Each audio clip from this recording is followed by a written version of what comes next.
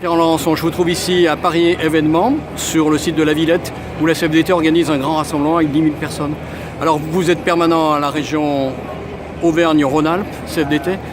Comment vous venez d'animer un débat sur le handicap, les conditions de travail, comment on retrouve de l'emploi?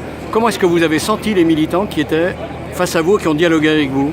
Alors c'est un dossier que d'abord que la région CFDT suit depuis de nombreuses années, puisqu'on s'est rendu compte que beaucoup de salariés à risque d'inaptitude se retrouvaient licenciés par la suite. Le débat que nous avons eu m'a beaucoup intéressé parce que plusieurs équipes syndicales ont pu venir témoigner de leur action en faveur du maintien dans l'emploi. Et j'ose le dire, chaque fois que la CFDT et que les élus CFDT s'occupent du maintien dans l'emploi de salariés à risque d'inaptitude, on a de grandes victoires. La plus grande victoire est bien évidemment le maintien dans l'emploi d'un salarié qui malheureusement, si on n'était pas intervenu, aurait été licencié.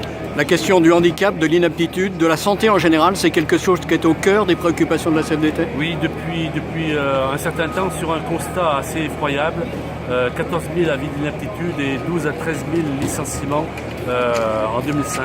Donc on s'est dit qu'il faut qu'on fasse quelque chose.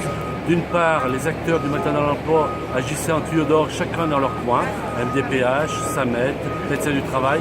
Et d'autre part, les équipes syndicales étaient en difficulté pour accompagner les salariés, faire des propositions et agir pour maintenir leur emploi. Donc c'est cette double action institutionnelle et purement syndicale que nous avons mis en œuvre au niveau de la région, avec des résultats intéressants, des équipes syndicales qui ont pu maintenir dans l'emploi un certain nombre de salariés qui étaient en inaptitude.